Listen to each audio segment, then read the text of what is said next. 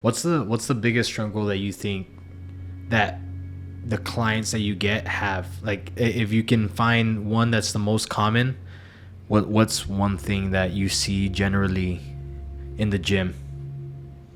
They're intimidated. Everyone that's new, and for the most part, they're intimidated of, I'm not doing the exercise right. I'm not using the equipment right. People are staring at me. Welcome to another episode of the Common Podcast. Guys, today we invite a personal trainer to talk about some gym etiquettes. Have you ever wanted to start a gym membership or maybe just your fitness journey in general and just felt extremely intimidated? Maybe you've had this overwhelming fear of failure or maybe even fear of judgment of others. Maybe you thought other people were going to judge you and make fun of you. Well, that's exactly what we cover in this conversation.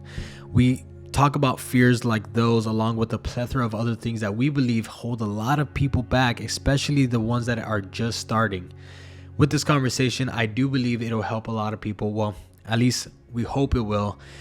The personal trainer that I have on, you can find them on Instagram, and that's going to be in the description below. For the new listeners on the podcast, you can find the podcast being The Common Podcast on almost every platform that you can find podcasts. Also, if you want to get a hold of us, pitch a topic, maybe even feature on the podcast, the best way to do that is through Instagram, and the handle is The Real Common Podcast. I hope that y'all will enjoy this conversation as much as we did, and I hope that you benefit from it. And without further ado, enjoy the podcast, and we'll catch y'all next time. Thank you. On the track.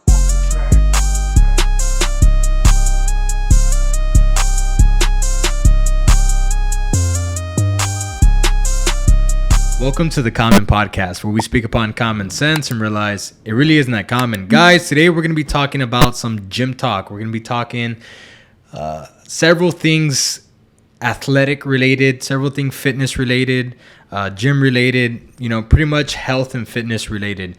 I have a guest here that in the past maybe 1 or 2 years, he will go more in depth on that, has really jumped on the fitness scene, and he's even on the social media side too, becoming an influencer. So we got him today, and I'm very honored to have him. For the new listeners out there, if you're new, you can find the podcast using The Common Podcast on YouTube, Spotify, and almost anywhere else that you can find podcasts. If you want to get a hold of us and maybe pitch a topic, the best way to do that is through Instagram, being The Real Common Podcast. And without further ado, I introduce Eric Allen Bettis. What's going on, bro? What's going on, man? Thanks for coming on. Thanks for having me here. So, I see you every now and then at the gym, and obviously word got out. Well, I've seen you probably since you started Crunch. I don't know if you knew that, since you were working like graveyard shifts and everything like that. But it's been a treat to really see you and the rest of your colleagues really grow from like just being regular associates within the gym to actually growing your little small business and then an actual community. Yeah. Because like, I step in the gym now and it's just like everybody's a part of this group now, and like all y'all say hi to each other. It's kind of like a little culture going on. Yeah. And then y'all are rocking the apparel. It's real cool to see, because I feel like nowadays with especially the younger generation being distracted by a bunch of other stuff, it's kind of cool to see people being drawn to something positive, which is being fitness. And I'm pretty sure that's one of y'all's biggest goals, is to get 100%. People inspired through fitness and stuff like that. And I love it. So if you can just explain before we continue, what do you do and where they can find you? Yeah, for sure. So right now what I'm doing, I'm one of the personal trainers at Crunch Fitness in Bronzeville. You guys can mainly find me in the Boca Chica location, but if you guys go to the North location, just ask for me and they'll direct you to me. I'm also doing some online coaching with Meta Training. So anyone that's not from here that gets to see this is interested in strength training, mainly powerlifting. I'm glad to help you guys out. You can find me there through Meta Training. We do have our link on our page on Instagram.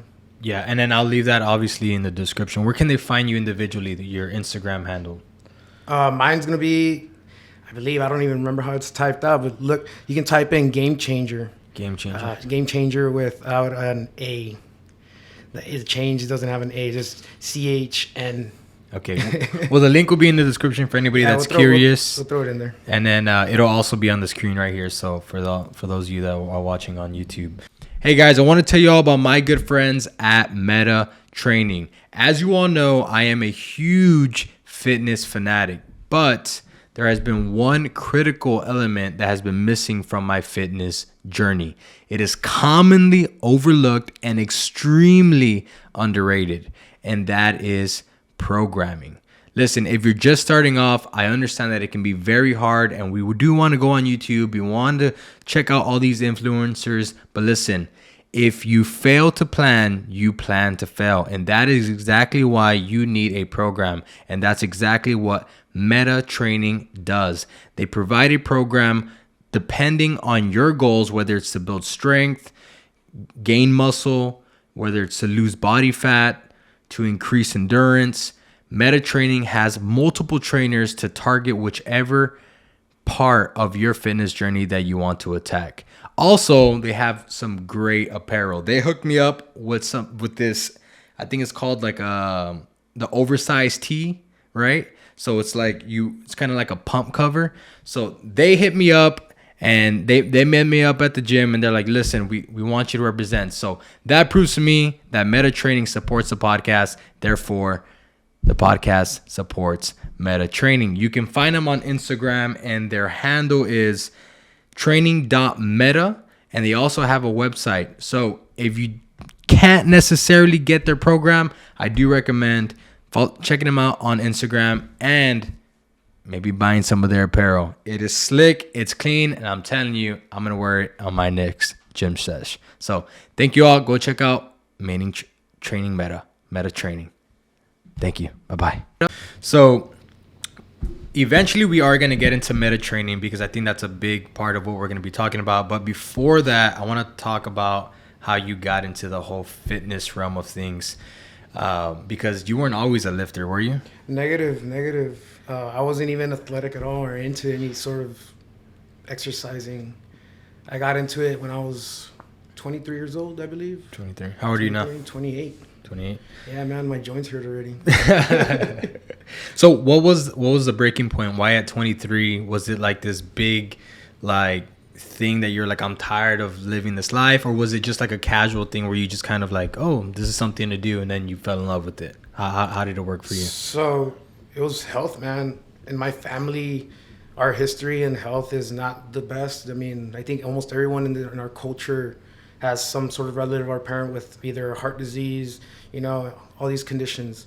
But I was 23 and I got to a point where just getting in and out of the car was winding me, man. Oh, shoot. Putting on my shoes, like whatever it was just not normal for someone to get winded with just natural movements that we do day by day, on a day-to-day basis. So one day I said, you know what, I need to start getting in shape. I didn't touch a gym for like probably the first 2-3 years of me starting to exercise. And what I was doing, I was just going parks, trails, at the edge of the street, going for walks, man. Walked a mile a day, kind of got on a diet. I didn't know anything about nutrition. I mean, I'm not the best yet, but I know way more now. But it's the same quote unquote diet that I tell everyone that's starting off. It's like the common sense diet. Just eliminate everything that is not good for you. And that's what I did.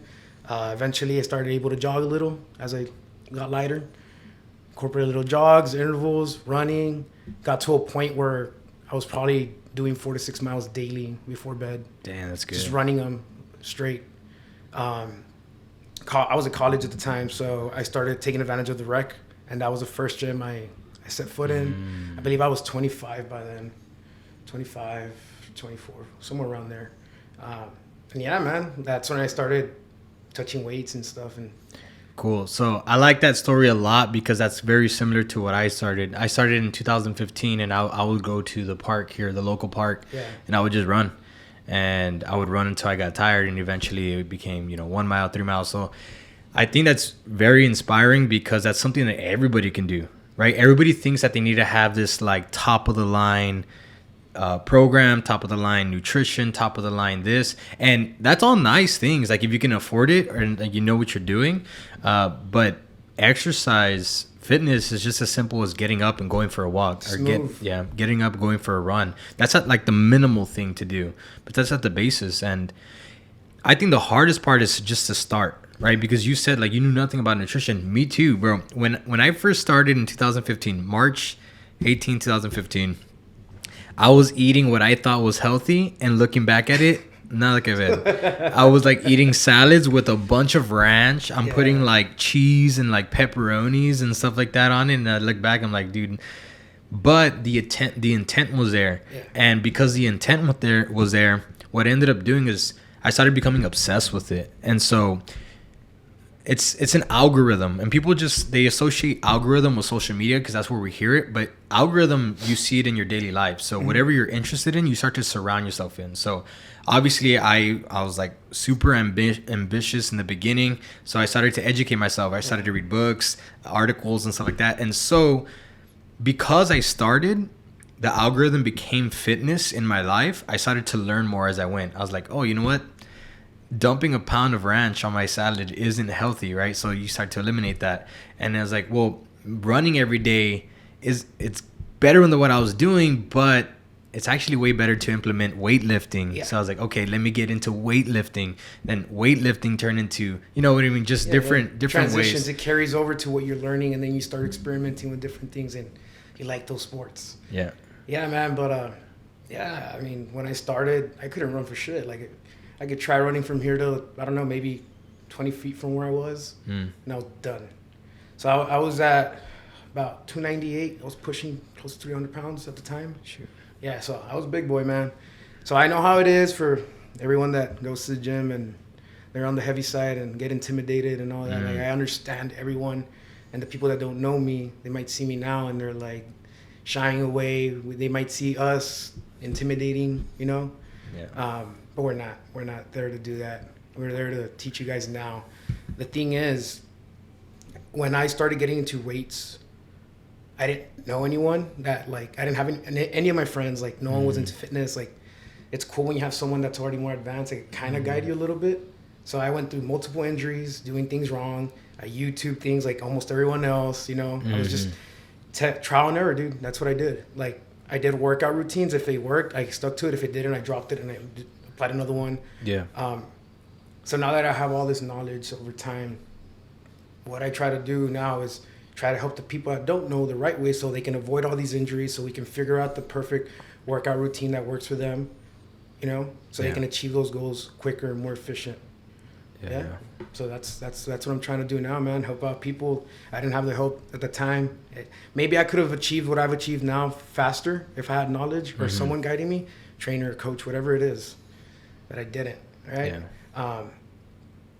Now, what I tell a lot of people is sometimes you have people thinking, or client or prospect clients that think that they know, or they probably do know what they're doing, you know. Hey, they're like, no, I don't need a trainer, I don't need a coach. If you think about it, the best of the best have a coach. And the reason why they have a coach is the accountability part too. 100%. Is because even if you do know what you're doing, there's a lot of times it's like, I don't feel like doing this, or I don't feel like doing that, and you'll slack off. And like, especially for somebody who is not fit, when they say like, oh, I know what I'm doing, it's like, okay, well, keep doing what you're doing, but it's obviously not working. So like, even myself, like I jumped on a program recently, which I got off, and I'm about to jump on another program. But like, I feel like I have a good understanding of more or less what to do. But even I know, like, man, sometimes I don't want to squat heavy for 3 reps, or I don't want to do that, and I'll slack off. And so I'm like, what I need is a mental contract. I need to subscribe to a program or something that tells me, doesn't matter how you're feeling today.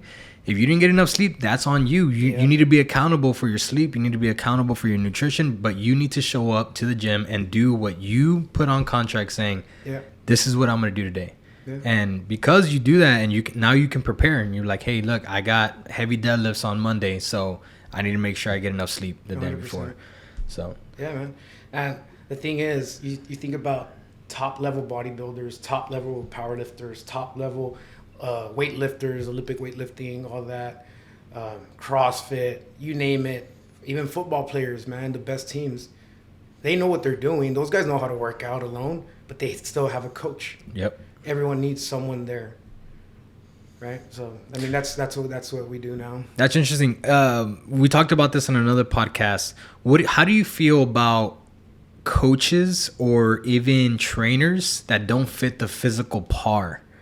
Because, I mean, for you, obviously, you can see like you specialize in strength, and obviously you're strong, but you also look strong.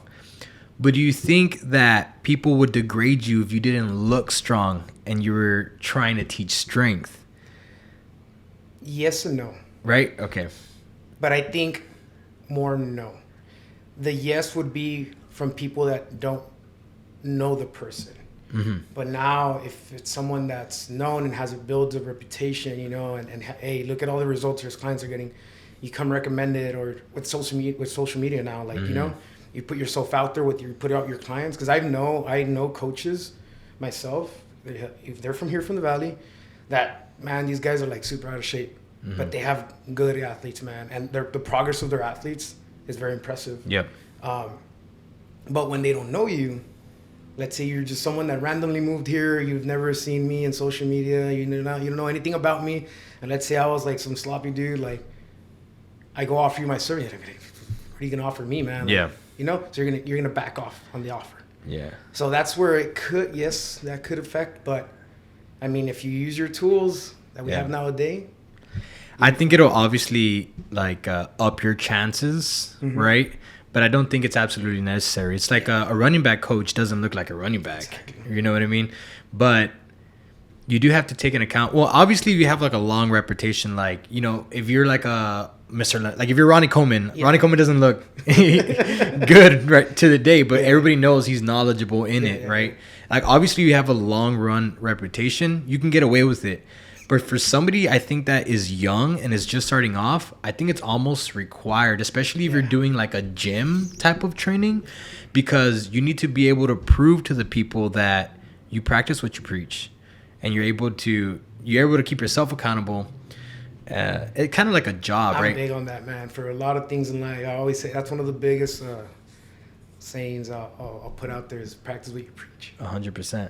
I know a lot of people that don't practice what they preach, man, and a bunch of stuff, and I'm always like, damn, these people, bro. Yeah, it's one of the, I think, one of the biggest turn-offs for me is when somebody says something, but you see them, you know, doing something else. That they shouldn't, and they always like, hey, you shouldn't be doing that. Yeah.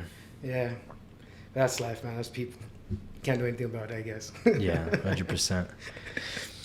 So let's talk about meta training and how you got introduced, or how you kind of got, because you weren't in meta training off the jump, or were you? No, but, well, yes and no. So I was more of one of their athletes, and I still am. Neto and Myra are great friends of mine. Neto is one of the guys that got me into strength training. He's the one that got me more involved with crunch and everything. He's the one that actually got me the job there. And we'll get back into that. But meta training, they started it off at meta, and it's a Spanish word. And it's meta. And meta in English means goal. But the letters in it are Neto and Mayra's names. It's the M for Mayra, the E for Ernesto, which is Neto.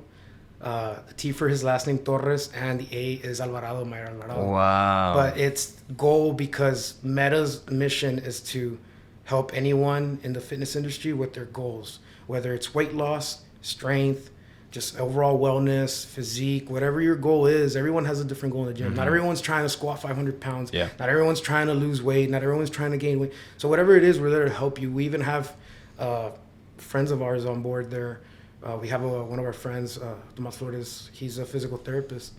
You want someone to recover, you have injuries, you need help, you can go to, and there's a link there, get in touch with him. We have people that do like body work on us. Now you see it a lot. People, you've probably seen me with the cupping marks on and all that. We have our great friend, Christy Rodriguez. We have her link there. So anything that you need to achieve your goals, we have it there to help you out.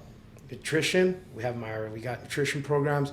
You want programs for working out, they're there. You want one-on-one training, hit us up at Crunch. We're there to help you out. Yeah. You're not from here, you want coaching, we do online coaching now. Yeah. Yeah. That's good. Like you were mentioning, y'all are like kind of gaining assets by, like I said in the beginning, building this culture, building like this little society. Yeah. Like I said, it's fun to watch, but it's also very useful because, like you're saying, it's like we're starting to get people that their expertise are in different fields, right? You got the nutrition, you got the cupping, right? Stuff like this. That's obviously good too, and I think that it's only gonna get bigger. And I'm rooting for y'all. And then even like supplements, man. So Neto's obviously he's an ambassador and a sponsored athlete with I think with Pure Line. I'm with Buddha, you know. So it doesn't matter where we're coming from. Like we're all in it together. Meta is for everyone to come together and be able to evolve and progress in their personal goals in the fitness world, I guess. But yeah, that's what it's all about, man. Just for everyone to grow and get better. And now with all the merge, like people like the designs, and you know, and that's pretty cool. Like you said, like seeing everyone grow in a positive way. Yeah. Getting these kids like away from all these other things. Hey, you know what? You like that attraction in the gym with the, you know, you want to be part of it. Like, I prefer them to be here at the gym throwing down, making themselves better than actually doing something, I don't know, something stupid out in the streets, you know? Yeah. A part of like the apparel thing is that people just love to be part of the tribes. Like whenever they see like, oh man, people are doing this, like they want to be a part of it, especially when it's something positive or something that they're into. So I'm telling you, like when I see you all, like, and there's people coming up to y'all, people asking y'all questions, like it's really cool to watch. And I'm rooting for y'all, and I hope that y'all just continue to get bigger and stuff like that. Yeah, it's gonna boom, man. It's gonna be cool. I'm excited. There's a lot of plans with it. Hopefully, it all goes well. So, what's the process look like when somebody comes up to y'all and is like, "Hey, like, I want a program." Like, what's like step one? For me, the way I do it, so obviously, strength training works very differently from physique. So, let's say they want strength.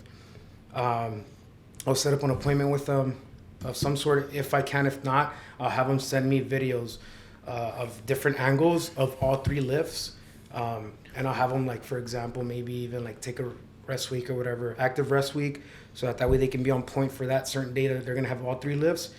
And I'll either, or unless they know like their current maxes that are good, okay, send them to me, and then from there. But then I also want to see something near that max, or try to achieve a new like max, but not crazy until they're gonna get hurt and feel it. Yeah. Because I want to see their sticking points. I want to see where they struggle. What is their weak points? Yeah. And then from there, I can tailor something for them. And it just depends. I mean, if it's someone that plans to compete, you know, I might have them do a 6 to 8 week peak program. If it's someone that just wants to brush up, I'll probably run them on a 10 to 12 week program just to brush them up. If it's someone that just wants, I don't know, and just give them an 8 week, you know, just to get like new numbers in the gym, and go for it. But if they're competition-based programs, someone that's going to compete, it's going to be very different, because those are meant to prepare. Because if you competed before in any like strength thing or whatever, like maybe CrossFit, like what you do, you know that in comp, it's very different from what you can do at the gym. Yeah. It's super different. It's way, way harder. You're probably not going to sleep right the day before because you're nervous and excited. If you do what I do, where you got to cut weight and stuff, like your body is taxed from doing that water cut and then trying to refeed and like get, like, it's super challenging. You're lifting all day. You get up early in the morning, and if you're used to training in the afternoon, now you got to train in the morning early. You warm up, you're lifting. You lift your attempts, and in between attempts, you're still kind of like lifting to not get cold, depending on, because if they have a big like window span to call you up on platform again, guess what? You got cold. So you got to stay warm all the time. So you're literally working out all day long, and it makes it, by the time they get to deadlifts, bro, your body, your CNS, your body's just like, you want to go home, man. Like, you don't want it anymore. And deadlifts usually the hardest lift for everyone, and they always leave it at last. That's the challenging one. And that's my weakest lift. Like, I hate deadlifts, bro. Like, I have an idea. I post them a lot. I work on them, but It's funny that you say that's your weakest. How much are you deadlifting? in comp, I think the like mid 500s, I believe, was in nationals. That's what I got. Okay. This past one, I had a rough meet. I got first place. My total went up overall, but I had a rough prep life situations. I didn't prepare as I usually do. But in paper, like mid 500s at the gym, I haven't maxed out. I've been doing like 600 for like 3s and 4s. So I haven't maxed out for one. I don't know. I'm thinking I have like a 630s. Around there. That's what I'm kind of like winging, but I haven't tried it. Yeah. I don't max out often. I mean, me neither. Guys, I see everyone, they max out. They max out a cada rato. Those kids, man, they're frying their CNS, and then they get injured, and they tell them, and they don't listen, and they're like, I should listen to you.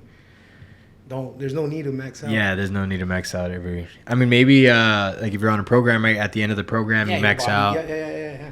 But yeah, I don't even, since I started CrossFit, I don't even really max out at all much anymore. It's been like probably a year since I've maxed out any lift. The way I do it, and I always recommend this to people, if you're off season, like let's say, or not even off season, let's say you're not even an athlete, like you're doing it for wellness, but you're not running a program and you're just enjoying the gym, work on different variations of your 80% of your max. Don't go over 80%. So I'm pretty sure you've seen that I do a lot of like pause work, tempo work, like those pause squats and stuff like that. I work with 80 to 82% of my max, and I'll work variations. I'll work like one single pause or like long pauses for like 4 or 5 seconds, and I'll do like triples and pauses, and like, I progressively dominate that weight, so that way when I get on a program, I can easily work with numbers heavier than that. And it doesn't tax my body because it's not near my max. But these guys are like, a lot of people, I see them all the time, they're pushing it. I'm like, man, that's not how you're going to get stronger. Yeah. In reverse, like, it's going to make your body weaker. Your body's going to get tired, and it's not going to, one day and you've probably gone through it before. You go one day, and guess what? What felt light a month ago now feels super heavy. Why? Because your body's beat up. So that's interesting. Something I just thought about, because a lot of these younger people, I mean, all age people, they do a lot of ego lifting, right? Which is why they go and I feel like it has to do with a lot of insecurities. What is something that you were insecure about earlier on that you feel like you've already kind of conquered? Something that you really, because I feel like for myself, it's always something that I can't change, right? So it's like, well, for me, I have like loose skin on the bottom of my stomach, right? It's like I have abs, but I will never get rid of that loose skin. That's something that I've always, in the beginning, I always struggled with. Now it's like, I don't care anymore. Yeah. But in the beginning, it was something that like, man, well, I gotta starve myself, and I gotta do this. I gotta get lower body fat percentage. And it's just like, no, it's just, I was 250 pounds. In situations like you and I, you do an in-body or a cycle scan, the machine will read your loose skin as body fat and water weight. Oh, really? Yeah. So the body fat percentage you're reading is probably less in reality. Interesting. And your water weight was also a little bit higher with that. Yeah, dude, I mean, I have the same issue as you. Like, I can do this and like tug, like it's not, I didn't end up being hanging, but like my lower back, like I got those, from when I was chubbier, like I have it, and chest, like I have it, like it's there, but it's not, I'm grateful that it's not. I've seen other people and I'm like, wow, like, yeah, that's bad. Yeah. I didn't end up that bad. And even when I was like smaller, because I went from 298 to like, I think my lightest was like 170, 175. And that's when I was already like bodybuilding. Like I had already lost weight. I would run still, but I was lifting in hypertrophy style training, more like a bodybuilding style. So I toned up. I was looking athletic. I was smaller, as it is. I'm short, but I was smaller. And it wasn't even that bad. But now that I got bigger, like I filled in, you know what I mean? So it's not as bad as I've seen it on like other people on social media and stuff. But yeah, it's a thing and it's inevitable. And I guess a lot of people don't really talk about that. And yeah, it could be a big insecurity, man. Yeah. Yeah. You mentioned your height. Was that an insecurity? Do people Nah, I've never try to diminish your lifts for that? Only Neto, but I don't care. He's fat. And you said you were 176 right at your lightest? Or? 170, 175. As an adult, my lowest was 173. But I did a bodybuilding. I stepped on stage, actually. Oh, I have those medals sick, up there. Man. That's cool. But, yeah, 173. But I felt like too skinny. I was like, dang, I'm too small. Well, see, with me, since I'm shorter, those 170s, like, I had a good build. So even when I compete, I have to cut down. My maintenance weight is usually around 195, 200 at most. I'm probably 200 right now. I feel 200. But I compete at 181. It's an 82 kg class. That's why I have in my Instagram name, it has an 82 kg. 82 kg, yeah. That's my weight class. That's the weight class I compete in. I've done 90s before, which is a weight class above it. I've done it like twice. But those are some bigger dogs, right? Yeah, man. The first time I did it, I didn't make weight, and I had to take the bump up. So I was the lightest in the class, competing against these guys that are like 40 pounds over me. Oh. And I still got, I think I got second. That was a meet in San Antonio. It was a good one, but yeah, it was rough having to swallow that pill where I didn't make weight. And I believe I was like still like 3 pounds over, and it was just because I knew better, and I just didn't prep the cut on time the way I was supposed to. I was like, nah, I cut weight real quick last time. I'll make it this time. And now once weigh-ins came in, yeah, that bit me in the ass. Yeah. But, yeah, dude. I mean, there's a lot of stuff that goes into a prep and stuff, man. Like this past one, like I said, this last meet I did, had an injury, a groin injury. For some reason, my knees started killing me, so I had to back down on squats. All the numbers I hit in comp were not numbers that I had prepared where I was supposed to hit, but they were higher numbers that I've hit before on other meets. So my total did go up. I did take first, but it wasn't what I wanted, and that was still like kicking my ass in the back of my head. It was like I didn't get what I wanted, but it is what it is. What's the biggest struggle that you think that the clients that you get have? Like, if you can find one that's the most common, what's one thing that you see generally in the gym? They're intimidated. Everyone that's new, and for the most part, they're intimidated of, I'm not doing the exercise right. I'm not using the equipment right. People are staring at me. And I think that's a big thing with everyone, whether you're new or not, the staring. That's why Planet Fitness is so damn popular. Yeah, it's the staring. But it's like I tell them, people sometimes stare not because you're doing it wrong.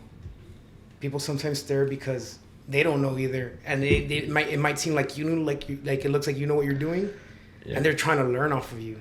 Yeah, it's not always a negative thing, you know what I mean? But some people with insecurity, they get that, they get that sense of insecurity, and it just bothers them. But we're there to teach them, you know? Yeah. So how do you help them overcome that? Because I think, like you're right. Everybody does that in the beginning. Even I felt that in the beginning. I don't really focus too much on like overcoming that. Like the fact that I'm there guiding, talking to them, it just distracts them away from that. And then they just get comfortable with it, you know? Like they know that they actually know how to do the exercises. So for example, if it's let's say a client that I train 3 times out of the 5 days that they want to go to the gym. Well, the other 2 days that they're alone, now they know how to do stuff. Over time, they learn. Because we're not just there to train a person and, you know, just like, oh, do this. It's one, you're going to get educated. Maybe at some point, I'm not going to train you anymore. But guess what? Now you know what to do. Now you know the names of the machines, the names of the workouts, what you need, how many sets, how many reps. Because that's another thing. How many sets and reps are you really supposed to do? Yeah. Right? Yeah. Like, what are your rep schemes? It all depends on on the goals, person, on the goal, exactly. So everyone working out, training, especially if it's like hypertrophy stuff, like bodybuilding stuff, it's like cooking, man. It's like a program is a recipe, and when you have a recipe, there's certain ingredients that have to go before, and that you have to do certain things to them prior to others. So when you're working out, for example, chest, let's say you're gonna bench. Well, are you going to start with bench with dumbbells, or are you going to start with bench with barbells? Some bodybuilders don't even use barbells. So what are you going to start with, and what's your next move? Why is that the next workout? Yeah, has to make sense. There's a why. So whenever I get a new client and they tell me obviously what they want, their goal, the first week or two, I'll analyze them. I'm very big on mobility. I do share a lot of that on my stories. I don't know if you've seen a lot of stuff about mobility. Yeah. So I'll test their mobility, see where they're at, see what I have to do. If they need work, we'll try to fix that first before I even get them underneath the barbell, if they're planning on use barbells, right? I've been posting one of my clients a lot. He couldn't even do a body squat, man. Like his legs were just collapsed, and he's already squatting underneath the barbell with some good weight. So yeah, I'll just figure something out. I'll study them, and then from there, tailor something for them. And I use a lot of Google Drive, Excel. So I'll do a workout programs. Mm-hmm. And then every time I'm with that client, I open it up. Okay, this is what we got to do. This is for you. This is for you. Do this. So that way I know I already have a recipe for them. So that way I have a game plan per se. You know, I have a game plan for them. This is what we're gonna do. We get it done, and they're set to go. And they get to keep that. They give me their emails, and they can open it too if I edit it or whatever. Or they can leave comments on the side, and it's like real time editing. So it's really cool. So the days that they're not with me, they already have something in hand to know what to do. Yeah, I always tell everybody that that's a sign of a good trainer or a good coach, is that if the coach's intent is to teach the person, that way the person eventually doesn't need them, that's a sign of a good coach. Signs of a bad coach is kind of like a bad parent, where you don't want the client to get better than your knowledge, right? You want to keep them there. That way they don't, because people that do that, they're just in it for the money. Right, it's like we can't make him too knowledgeable, because then he'll leave us, and then that's where our money's at. It's like, no, well, if you actually trained him well enough, he'll eventually leave. But guess what? He's gonna tell other people about you. And if you're good enough, people are gonna come to you. Exactly. Yeah. So let them fly, get the new ones. Let them fly, get the new ones. I agree with that. That's what it is. Yeah, man. But yeah, going back a little bit to when I started, man, there with Neto. I remember I used to be like a vampire working out at night. So I would go I believe at 12 midnight, dude. Work out till 2 a.m. Sometimes I would pull up at 2 a.m. work out. And Neto at the time was a graveyard dude. But then he became a trainer. And from there, he couldn't keep up with working graveyard and being a trainer in the day. He said, hey man, you want to work here? And I was like, sure. And at the time, I was doing other stuff outside of the fitness world. I was collision tech. So my family, we owned a body shop. That's what I was doing. I was doing collision repair and all that stuff, painting cars. I grew up in the automotive industry because of my family. I did study that. I'm actually a certified technician. I worked in dealerships, big shops. But yeah, I hopped in. And then from there, they moved me to the afternoons. And that's when people started seeing me. When I started working in the afternoons, because it was peak hours. This was way before North was open. We were just in the Boca Chica location. And then I started working out after that shift. I started easing my way out of the body shop stuff. And then I became a trainer. And from there, that's when everything started booming. I started using I didn't have social media for the longest time. I thought because I was in college, so it was a big distraction. So I shut off everything. Or Instagram's the only thing I use. I don't have Twitter, no Facebook, no Snapchat. Instagram, and it's all about what I do at the gym. Yeah. And that's it, man. But that's how I got into Crunch and doing all that. It was because of Neto. That's good. Yeah. Yeah, like I said, I remember seeing you just freshly being hired, because I used to go in the nighttime too. Yeah. I think I used to go at midnight or 1 a.m. You're a vampire like me. Yeah. Yeah. Well, I was going twice actually. This is back when I was single. I wasn't married, so I was able to go in the morning, and then I was able to go right after work, which I would get out at 11 p.m. Go straight back to the gym, and then, that was my life. But I got married. I had to cut it back down to 1. And then I got a baby on the way, so I'm gonna have to probably take a day off. I try not to do any days off. I'll do active recovery or an easy day, but it's for me, it's my fix. I need to go to the gym. I need to check that off. Even if I don't do much, if I need a rest day, I'll go and do super light, moderate cardio or something like that. I just need to, active rest days. Something. That's something I always put on programs. I'll have them do an active rest day. Mm-hmm. Some moderate cardio, foam roll, stretch, because like I said, I'm big on mobility. Yeah. And the body gets tight, so it does need some sort of release, And you can't stretch yourself and foam roll yourself properly if you're cold. So do a little bit of cardio, get warmed up, and kick it, do what you got to do, stretch, foam roll, and then go home and enjoy yourself. Yeah. Yeah. So that's something I always put out there. So you talked about how you have your clients for 3 days. How many days do you have them working out a week? I usually, it's not that I have them 3 days. That's an example. I can train anyone from once a week all the way to 5 times a week. Okay. Well, what do you recommend? At least 5. Okay. What for a new lifter as well? 5? 5. That's good. Yeah, 5. Get 2 rest days. If they're new, Or even if they're advanced, man, it just depends how advanced they are and how their lifestyles are. If they have a very busy and active lifestyle, I have them rest 2 days back to back. If it's not that heavy, or maybe their jobs are very like hard labor, rest 2 days back to back so you can get fully recovered. If it's not, then I'll probably do like 2 days workout, 1 day rest, then 3 and then 1. Like the split of the workout regimen is going to vary depending on the situation. But even if they're new, 5 days, maybe not all 5 days are going to be heavy and very taxing, but they're going to stay active, maybe 3 days we work out, 2 days cardio, and then rest.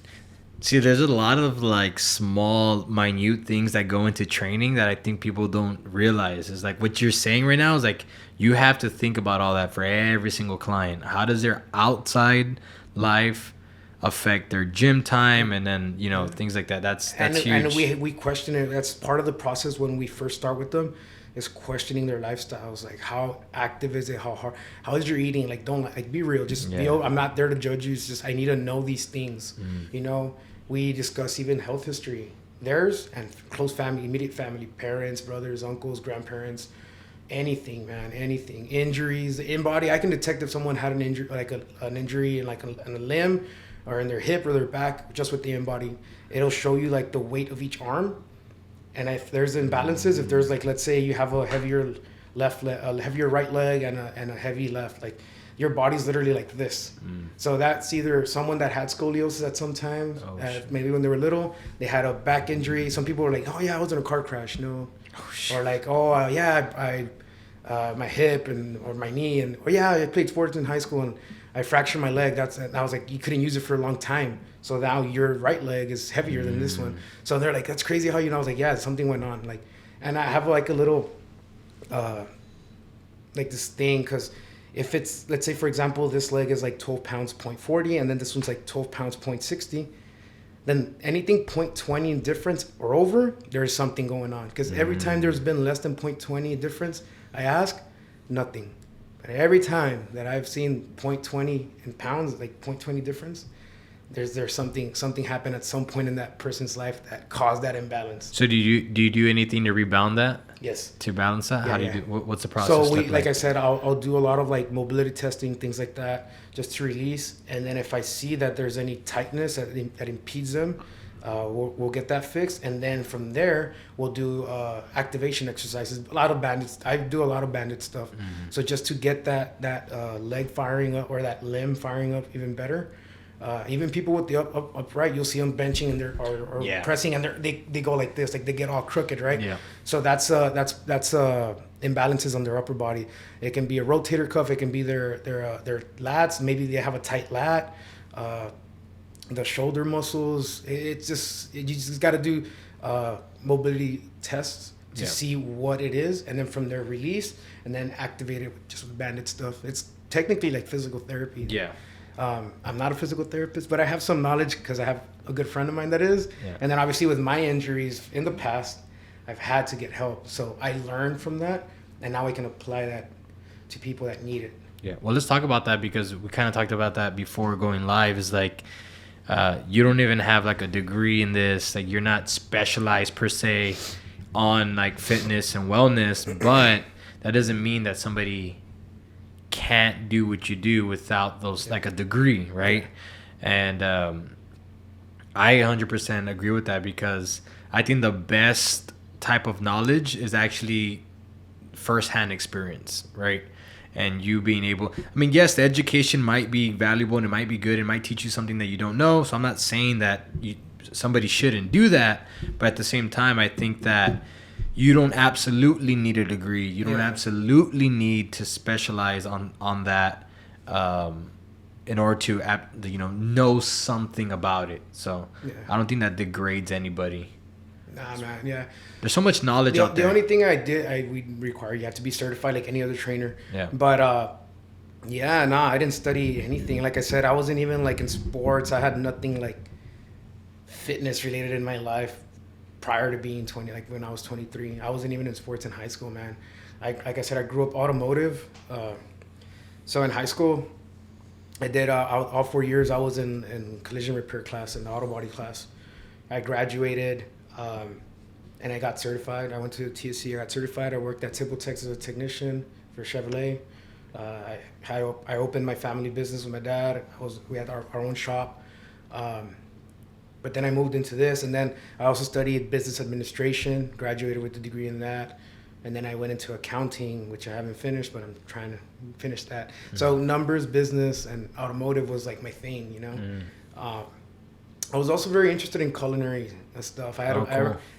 So in high school, I remember I also applied for the Arts Institute, and I got accepted. But I didn't go because I went the automotive route. But people that know me, that are my close friends, they know that I like to cook, especially outdoor stuff. But even in the kitchen, like cooking is a big thing for me. And I think that helped me a lot whenever it came down to like doing diets. Yeah. I didn't get bored. Like my healthy food didn't taste bad. Like it was. I like playing around with spices and this and that. So I think that helped a lot. But yeah, man. I mean, I didn't study anything fitness or like, you know, like exercise science. I know a lot of people that like did, I don't know, they got bachelor's, master's, exercise science, things like that. And sometimes they just don't make the cut as a trainer. Oh yeah. Because one, sometimes they spent so much time studying that they neglected their time in the gym to get, like you said, that experience. The gym etiquette. See? Yeah. Or two, they don't know how to get clients. And that's a big part of it. That's a big part of it. Me growing up and doing business, I was in the college of business, and then also dealing with people in our own business and stuff. Knowing how to get a client, you know? Yeah. How do you tell someone what you can do for them? Yeah. If you can't portray it or even like explain to them how you're gonna benefit them by them hiring you, then they're not gonna hire you. You know, you're not gonna make money out of it. So that's a big part of it. And in school, when you study like all these careers that transition into maybe you being a trainer or a coach or something like that, in that field, they don't really talk about that much. They do a little bit. When I did my certification, the business topic was there a bit, but not too much to where like they don't really show you that part of it, you know? I think somebody with very good social skills could probably get more customers than somebody who's actually more knowledgeable in that area. Yeah. I think social skills is huge when it comes to that. Yes, 100%. Because if you're able to convince somebody. And then another thing, these people are already intimidated as it is. Yep. So you got to make them feel comfortable that they're going to be okay with you. Yeah. Yeah, it's a tough one if you're not good at it. And well, not only do you need to make them feel comfortable, but you have to also project that you do know what you're doing, right? Because I know, like, I've talked to like trainers and they sound real shaky and like they're nervous, and it's like, bro, I'm nervous. How am I gonna trust you? You're nervous. Yeah. So like that's social skills is a big deal. We're actually I have another podcast which I co-host on, and we're talking about homeschooled people and how a lot of homeschool people have social skill problems. And then they're smart and they get proper teaching according to the curriculum that their parents give them or whatever, but how well are they going to be able to bounce that off of society? It's like, well, if they spent their whole time in a room by themselves or talking to people online, then how well is that going to be? They're not going to know how to act, man. In their real life. Yeah. Which I think it might be a problem too, because you're seeing a lot of people have stay-at-home jobs. Yeah. So that I think, not so much now, but I think the next generation, if this is still a prevalent thing, it might affect people's social skills. Yeah. But yeah, that's true. That's interesting. That's crazy. That's true, man. Yeah. But yeah, I think for 100%, I think social skills is a big part of anything business, but also with the health industry, the fitness industry. Right. Yeah. That's good. Yeah. So what's the most rewarding thing that you would say being a trainer is, or what's the number one thing that you look forward to, or that makes you, man, this is worth it? Progress, man. Just general progress. So like I said, I've had several clients that they can't even squat themselves down, man. Like, the thing is, a lot of people neglect our natural biomechanics of how we move. Mm-hmm. That over time, like for example, when you're going to pick up an object from the floor, let's say you dropped your wallet, the most common mistake people do is bend over to pick it up. Mm-hmm. You're supposed to squat down to pick it up. So what happens when you're actually trying to start squatting? Your body it's so stiff in that movement that it doesn't fire the way it's supposed to. Mm-hmm. So I would have I have clients that when they started, they would get so frustrated, man, and they want to give up because they can't do what I'm telling them to do. Yeah. So I can tell them easily, and I've seen it before. You'll see like these group of friends working out, and they're in a squat rack, and they're like, do this, or with the deadlift, position yourself like this, you know, like kind of like bring it towards you, get upright, bring the butt down. And they're telling them what to do, but for some reason, when it comes to executing, they can't. The body doesn't fire up in the way because there's you might have dormant muscles that you never really use much, so you don't know how to activate them in the moment. Yeah. 2, you might have mobility issues where something's tight.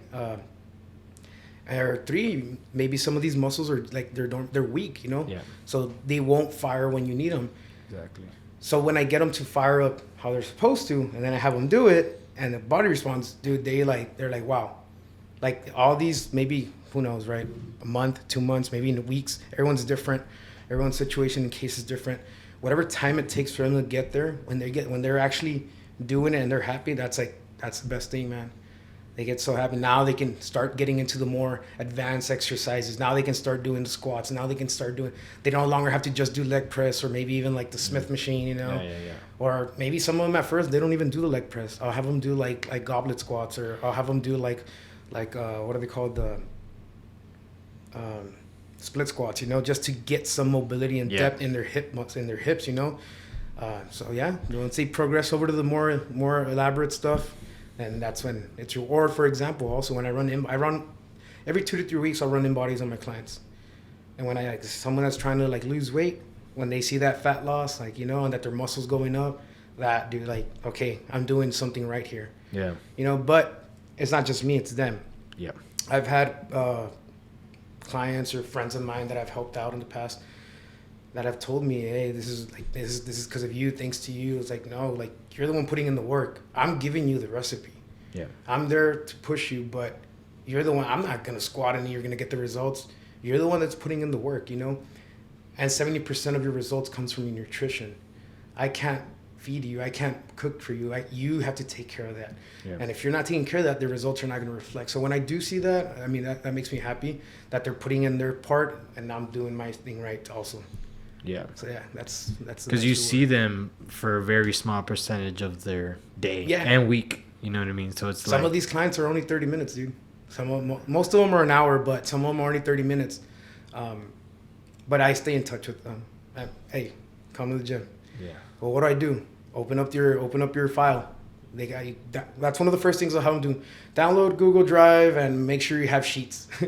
So I use the Excel version of Google, and that's from there. They have it on hand for the days that I'm not with them. The days that I'm with them, I'll still open it up. This is what we got to do. I already worked on it. So weekends when I'm not working, I'm on my laptop. I'm working for them, you know. That way during the week we have a game plan. Yeah. That's good. Have you had like a terrible experience yet? No. Honestly, I don't want to jinx it, you know, but ever since I was even like in the automotive stuff, I've never had an issue with the client. I did a lot of I painted and all that. I always had happy customers, man, and never had anyone bring anything back to me that, hey, you know what, like this paint job didn't last or this repair, like never. And as of now with the training, I mean, everyone's been satisfied, dude. And I try to make them have a good time. It's not just about like earlier we were talking about like that those insecurities and how they're not comfortable with the staring and all that. You know what? Like we're training, yes, we're there. We're trying to have a good time. Yeah. I try to become a friend so that way they can ignore, like they forget about everything else. We're having a good time. We're training. We're laughing. You know, we're coming. Some people open up with like their own issues. Yeah. And I'll just hear them out. You know, I'm not there to be their therapist or anything, but I'll just hear them and, you know, I'll make a joke about it just so they can feel comfortable or like, you know, make a joke, make something fun out of something dull, you know, in their days. And like anyone else, man, like maybe outside of the gym, they had a rough day or they have issues at home, whatever it is. But at the gym, it's there for you to progress with your goal. And that way you also get your stress out of yourself, you know? So that's what we do there. Yeah. I feel like I'm going to try to get my level 1 CrossFit. I feel like that would be probably, I'm very interested, and I say it a lot on the podcast, I'm very interested in individuals. So like I'm always trying to pick people's brains, and like I try to get deep, right? And so I'm always asking like engaging questions, or like what's going on at home, or what's going on throughout your day. So I love that. I love to get to know people, which is you'll hear some crazy stories, man. But so that's why sometimes I'm also like big on like shit happens for a reason. So everyone has things. I've gone through things in my past too. And those things led me to a lot of things of where I am right now. At some point, like maybe I didn't know why that was happening, and maybe it was something dark, or maybe it was something good. But then time goes by and you realize, hey, if it weren't because of that, I wouldn't be here. I wouldn't have done this that brought me to here now, and I'm doing good now. You know what I mean? And now I'm able to help people. So yeah, it's I'm big on that, dude. The practice what you preach, and things shit happens for a reason. That's good. Your 2 go-to slogans. Yeah, man. What do you hope to accomplish within the next 5 years? What's the goal? Next 5 years, man. I hadn't even thought about time frame like that. I have goals, but I hadn't said 5 years. Fitness wise, I want to grow online coaching, man. Online coaching is something that is in big of my interest. Personal training, I'll be doing for sure. But like I said, my main thing is business. I want to get back into the accounting stuff. Okay. I don't think in 5 years I'm going to own my own firm, but I want to have an accounting firm. So I like businesses, man. I want to have multiple things. And like I like cooking, I want to have a restaurant. I'm a foodie, so whenever I like travel and stuff, I like going to mom and pop places, like none of this chain stuff. So I like all that. So I want to own my own restaurant. I want to have my own firm. I plan on getting back into the automotive industry, but I think I'm gonna do that more as a hobby. Okay. But there's a lot of plans, man. But online coaching for sure. This strength stuff. Even though I fell more in love with the bodybuilding stuff, because that's like kind of like the root of my like weights. Strength was like something I just got good at. You know what I mean? So that's why I got into it. The reason I got into the powerlifting stuff, like I said earlier, Neto, like he's the one that like got me into the whole like strength stuff. But because of that, I got to meet other guys at the gym that were way more advanced, and they were doing this from way like longer when they were like in high school and stuff. And they're pretty well known in the crunch community. Robert Rivas, Eric Tong, everyone knows Tong. Oh yeah, bro, that guy is. I always tell everyone he's a stronger Eric. Dude, that great friends of mine. We had another guy back then, Danny Ramos. All these guys are here in LF. They go to Iron Asylum. But yeah, man, like surrounding myself with these guys and being open to like suggestions and like advice on how to lift and this and that, how to better myself. That's something that I always also advocate for others to do, is take suggestions, take advice, be open to constructive criticism. Because in the gym, especially the dudes, you tell them something, they correct this, try this. They get all defensive about it. They know what. Put the pride aside. Yeah, man, put the pride aside and better yourself. If it does work, cool. If it doesn't, drop it. Yeah. So yeah, because of them, I've always told them that I'm grateful for that. That if it weren't for them, I wouldn't have known as much as I know now. And then obviously competing and going to like big meets out of town, networking and meeting like top level coaches, top level athletes. Like last year I made it to nationals. I got 4th place, and I believe that was my 3rd meet ever. So in like a time frame of like a year and a half, I made it national level. Damn. So it was like a big thing for me, and that was the first year that I went as a meta athlete. Meta had just started, and then now I'm there helping him as a coach. That's good. And I still get coached, man. Like when I compete, like big stuff, I'll get a coach too. Okay. Like not because I know what I do, like I get a coach too. Everyone needs a coach. Yeah, I agree. If you want it to be good, you need to get someone to get you out of your comfort zone. For sure. Listen, guys, are y'all tired of being fat and unhealthy? Look, I feel you. I've struggled with weight loss for a majority of my life, but I recently lost 32 pounds. I want to tell y'all exactly how I did it. I changed my diet. I ate a little bit healthier. I know how hard that can be with so much convenient fast food restaurants, convenient grab and go foods that you can just pick up and go. But I want to show y'all a way where y'all can stay convenient and eat a bit healthier. That's why I want to tell y'all about my good friends at Primitive Eats. It's a local, homegrown, small business that is a meal prep company. And they are derived off the paleo diet. Really quickly, paleo is just a natural way of eating food. Taking out simple carbs, sticking to the earth. Okay? It is very good for you. It's very healthy for you. And you can support a local small business. It's always great. So if you're in the Los Fresnos, Brownsville, or Harlingen, San Benito area, go check them out. They have plans where you can buy for the full week. They will deliver it for you. Quick, easy, and go. And it's super delicious. They support the podcast. I support them. Go check them out. And if you don't want to get their meal plan, listen, check out their Instagram. That is Primitive Eats 90. I'm going to leave it in the description. If you're not going to follow them for the meal preps, follow them for their memes because their memes are hilarious. Also, little quick fun fact, they do raffles, which I recently won concert tickets on their page. True story. Go check them out. I support Primitive Eats. Primitive Eats supports the podcast, and we love them. Go check them out. I completely agree with the coach. Something I want to go back to, you talked about how like now you have this circle, and now you have people that you can reach out to, or people that coach you, and people that do what you do. Mm-hmm. You said in the beginning how when you first started, you didn't have that person to go to. You didn't have like all these people that you do have now. But it kind of goes back to what I said about the algorithm thing, about how when you get obsessed with something, you start to surround yourself with something, everything else kind of like falls into place. And I think it comes back full circle about what we said in the beginning. Is like the hardest part is just to start. Yeah. All you have to do is just start. I think that's like a big message for everybody listening right now, is like, whether you know what you're doing or you don't know what you're doing, stop trying to be a perfectionist. Stop trying to wait for the right time, because the right time is never going to come. Just get out there and do it. Just get started, because at the end of the day, you're going to run across some people that are going to help you. But if you don't ever start, you're never going to align yourself with, the proper people, the proper places.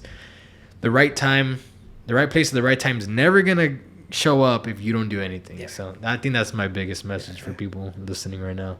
Yeah, man. That's what I took from you. And then a lot of people, dude, like social media is super misleading. Like super. Like even though like now I'm considered like an advanced lifter, it doesn't mean that every time I go lift that's like perfect rep. Like I'm very big on that, and I record. That's why I also record a lot of the footage that I have. If I post one video, I probably have 10 of the same, like because I want to see that every rep looks as closely similar as I can get them to be. You know what I mean? Bar path, all that stuff. I'm very, very focused on that. I want to see how my legs move, how my knees and everything. So I'm like always observing and analyzing my movements. But there's days where like it'll move wrong, it'll look rough. And it's no one's perfect. Not because you're an advanced lifter means that it's always going to be easy. It's always going to be perfect.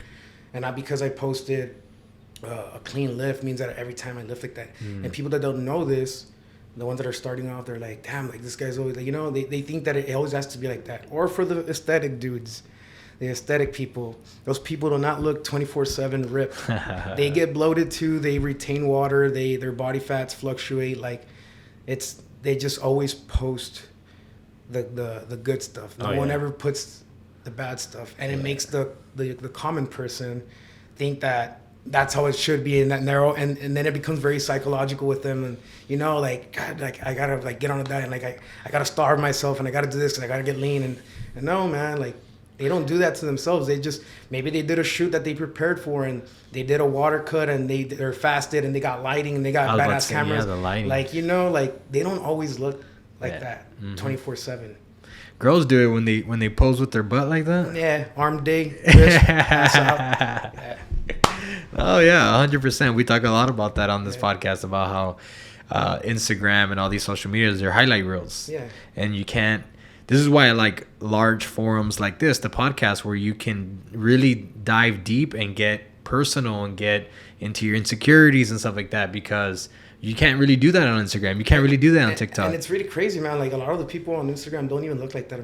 100%. I don't think you can tell I'm short in my videos unless you have someone average height next to me. Yeah. You know, you won't tell. You can't tell. Yeah. And then, like, those girls that look like big ass, you know, and you see them in person, like, it's not that big. You know,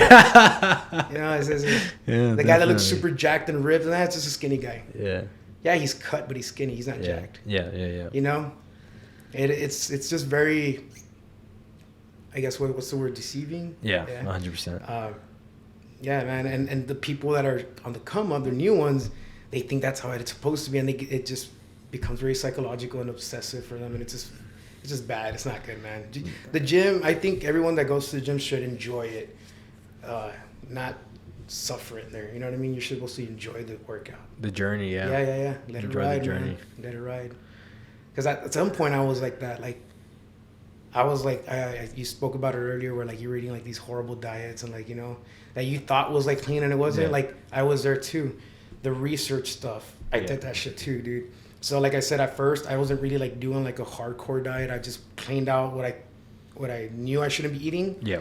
Started with the walking and all that. And then one of my mom's friends was like, hey, you ever heard of the Atkins Diet? Some diet, Dr. Atkins, he's a doctor that helps, I think he specializes with like diabetic people, I believe. I'm not sure. But that diet was meant for people with diabetes. It eliminated the carb. It's a low carb diet. And it was for people with diabetes so their sugar levels wouldn't spike up, right? So I started kind of like working with that one, and then looking for recipes for like low carb diet stuff. I bumped into like the keto.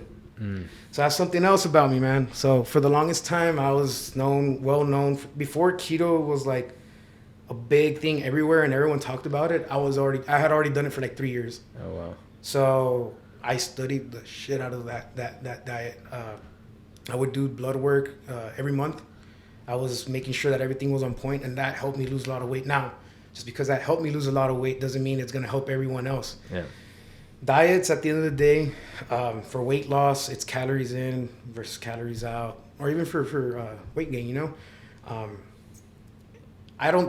If I would have known what I know now, I don't think I would have ran that diet. Yeah, I don't recommend keto to anybody. That's me personally. Unless you're like really good and like scheduled and like, how should I say, like disciplined with like vitamins and stuff. So you're eliminating a lot of things from your diet, from like micronutrients and things like that, you know, like. You're eliminating a macronutrients essentially because carbs are like almost nearly out. But all these carbs that we remove have a lot of nutrients that we need, like potato, your carrots, like there's a lot of your corns. They have other nutrients that you need and you're eliminating. So now you gotta supplement it with like vitamins and like powdered greens and like all this other stuff so you can be on point. But not everyone has that discipline. Not everyone can afford all these supplements, you know? True, yeah. So if you don't have this, if you fully eliminate it, now your body's deficient in a bunch of stuff and you don't even know it. And that's why a lot of people would also feel like shit. Yeah. And that's what they call the keto flu. They felt like shit. Your body was transitioning into it, like, but because your levels were deficient as well. Yeah. And yes, at the beginning you'll drop like, some people drop like 20 pounds like in the first 2-3 weeks, but it's not fat. Carbohydrates make you retain water. Yep. It's mainly water weight. Yep. But people are like, oh shit, I'm losing. No, you dropped a bunch of water. Yeah, for sure. And I think the biggest reason why I don't recommend it to anybody is because they're looking for a short term thing, right? So it's like, oh, I want to do keto. Why? Because it makes you lose weight fast. Well, I mean, if you don't know by now, short-term satisfaction usually doesn't last long, right? Like, you usually want something that you're going to be able to sustain for a long period of time, because that's what's going to give you the best results. Because at the end of the day, with anything nutrition, what you want to do is you want to build your metabolism. You want to speed up your metabolism. What keto's doing is you're taking out a full macronutrient, so you're essentially like shocking your body to like where it's depleting carbohydrates, and then so your body's like just forcing the weight off. But what happens when you reintroduce carbs to it, it's like it's not used to it, right? And I don't know anybody that's able to sustain keto for the rest of their life. I wouldn't be able to. For like 4 years, bro. I mean, that's a good amount of time. Some people, they want to do it for 3 months and stop. Like they're gonna rebound real quick. And I did for like, it's like your body's like a sponge, like it just like floats up again, but then it levels back down to where it's supposed to be. But the reason why I dropped it was because I saw that it wasn't working for strength training. Yes, you could get stronger, but you're not getting the full benefit, like the full effect, you know? Like if I would have been capable of getting like, I don't know, like 30 pounds stronger on squat with a regular balanced diet, like eating normal. Yeah. I was only getting like a 5 pound like PR, like stronger on squat on keto. Like it was, because I didn't have carbohydrates in me. It works for people that do like running, like endurance, cycling, like things like that, like for cardio stuff, yes. But for like strength and things, you need carbs for that. Like 100% that you need carbs. Ever since I went back to that, everything started going up. Yeah. I felt better. I didn't feel like total crap the next day. Because when I was doing keto, and I was still doing keto when I first started lifting heavy, started powerlifting. Like I was feeling like I got ran over like the next day all the time, like no energy whatsoever. Yeah. And carbs give you energy. Yeah, for sure. People are scared of carbs. Yeah, nah. I mean, I understand, especially with our demographic, you know, Hispanic, like we struggle with carbs because almost everything is carb-based. Yeah, carb-based. And especially a lot of simple sugars and stuff like that. So I get it. It's a good discipline thing. Like if you can learn how to like bring your carbs down a little bit, but I don't know about completely eliminating it. Yeah. We talked about the journey a little bit. I love the quote that says, "The man who loves walking will walk further than the man who loves the destination." Yeah, have you heard that quote? Yeah. And it's all surrounded around enjoying the journey. Yeah. I know for me personally, I did 75 Hard in the beginning of the year. It's a 75-day program where you're on a diet. You can pick any diet you want. You stick on it for 75 days, no cheat days. Read 10 pages of a non-fictional book. I read like 2 books. And then a gallon of water a day, 2 workouts a day. No, you can't have any rest days. And 45 minutes each. One of them has to be outside. And then a progress picture a day. Do I recommend that program to everybody? Like, no, obviously not. Especially if you're like a powerlifter, absolutely. You need rest days and stuff like that. But I really wanted to challenge my mindset to see if I was going to be able to do it. I completed it. I lost 32 pounds. When I finished it, I almost felt lost. Because in the middle of it, I was like, man, dude, like this sucks. Yeah. But when I finished it, I was like, I actually enjoyed it. Yeah.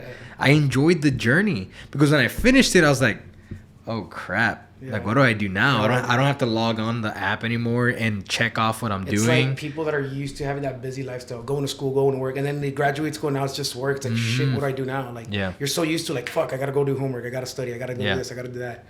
And that's what happened to you. Yeah, exactly. You got tied into that circle, and then when it slowed down, you were like, whoa, what now? Mm-hmm. Which is why, that's when I realized that I needed a program. I need to subscribe to something to keep me accountable because obviously, 2015 I started my fitness journey and then I became like super ripped. I lost like 60 pounds, I think. Mm-hmm. And then I went through like a big bulking phase and then I cut back down. And then when COVID hit, the motivation got me. I lost the discipline. That's on me. I take full responsibility for that. And I had trouble bouncing back. I was like that guy that was like, all right, this week I'm starting. Then I will start to eat like crap. I was lucky, man. I had a friend of mine. We were working out in his garage. But I was coming back from my second injury, and it was the worst one I've had so far. It was a lower back injury. I'm pretty sure I fried my back deadlifting. I didn't have good technique. This was like, I hadn't even competed, I think, once. I was kind of new to it. So I didn't know any better yet, right? Like, yes, I had advice here, but like I said earlier, they would tell me what to do and how to lift it, but for some reason I couldn't like fire up properly where I was still hit and my back was rounding a lot and like, you know, and I don't know if I herniated or not, but I did PT, did physical therapy, I did all this and came back stronger. But I got lucky that during COVID, during quarantine, more exact, I was able to still lift. We had a barbell, we had a squat rack, a couple of dumbbells. Yeah. Did the therapy. I started off really light. By the time gyms open, I was stronger than I was when we closed down.